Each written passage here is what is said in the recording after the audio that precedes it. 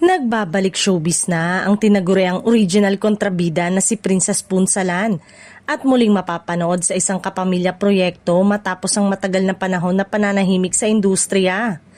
Isa siya sa mga artistang tampok sa bagong I Want original supernatural comedy series na Nurse the Dead na inaabangan ngayon ng fans at netizen.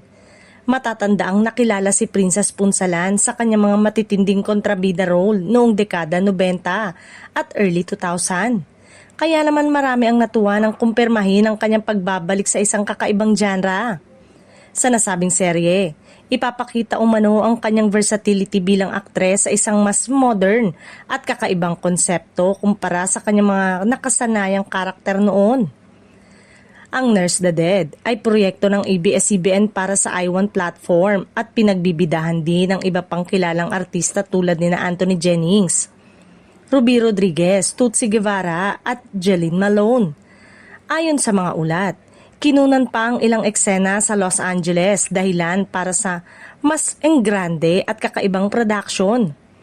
Agad namang nagtrending online ang balita tungkol sa pagbabalik ni Princess, lalo na sa mga fans na matagal nang naghihintay na muli siyang makita sa telebisyon o digital platform.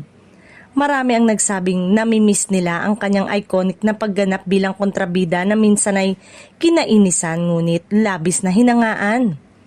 Para sa mga kapamilya viewers, ang pagpasok ni Princess Punsalan sa bagong serya ay tinuturing na isang exciting comeback na maaaring magpakita ng panibagong side ng kanyang acting skills. Bukod sa kanyang kontrabida image, inaasahang magdadalhin rin siya ng humor at kakaibang energy sa supernatural comedy na tema ng palabas. Sa ngayon, patuloy ang paghahanda at promotion para sa Nurse the Dead at inaasahang mas marami pang detalye ang ilalabas sa mga susunod na linggo. Isa lang ang sigurado, ang pagbabalik ni Princess Punsalan sa Kapamilya Network ay isa sa mga showbiz comeback na tiyak na aabangan ng fans ngayong taon.